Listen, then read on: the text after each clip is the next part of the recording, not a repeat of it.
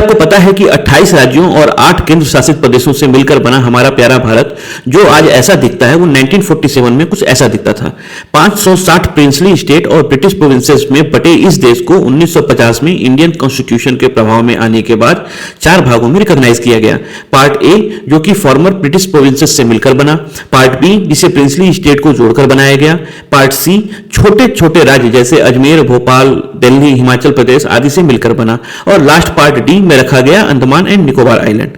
1953 में मद्रास से काटकर बनाया गया आंध्र प्रदेश जो कि भारत में पहला भाषा के आधार पर बनाया गया राज्य बना। इसके बाद तो जैसे भाषा के आधार पर राज्य बनाने की मांग में बाढ़ सी आ गई।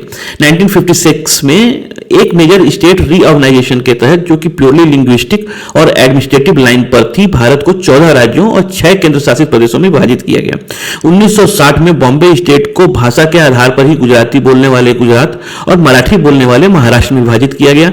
वैसे ही 1963 में आसाम से निकलकर ट्राइबल आइडेंटिटी के आधार पर बना नागालैंड। 1966 में पंजाब को विभाजित करके हरियाणा बना और चंडीगढ़ बना उनका को कैपिटल। 1971 में हिमाचल प्रदेश जो कि एक यूनियन टेरिटरी था उसका फुल स्टेट का दर्जा मिला। 1972 में मेघालय, मणिपुर और त्रिपुरा जो एक यूनियन टेरिटरी हुआ करती थी उनको राज्य का दर्जा मिला। 1972 में ही अरुणाचल प्रदेश और मिजोरम को यूनियन टेरिटरी का दर्जा दिया गया। वैसे ही 1973 में मैसूर स्टेट के नाम चेंज करके बना कर्नाटका। 1975 में सिक्किम जो कि एक इंडिपेंडेंट नेशन हुआ करता था इंडिया में मर्ज करके एक नया स्टेट बना सिक्किम के नाम से ही। 1987 में अरुणाचल और मिजोरम जो अब तक यूनियन टेरिटरी थी उनसे पूरे राज्य का दर्जा दे दिया गया, और इसके साथ ही गोवा को दमन और दीव से सेपरेट करके एक अलग स्टेट बनाया गया गोवा। ईयर 2000 में मध्य प्रदेश से निकला छत्तीसगढ़, उत्तर प्रदेश से निकला उत्तराखंड और बिहार से निकला झारखंड।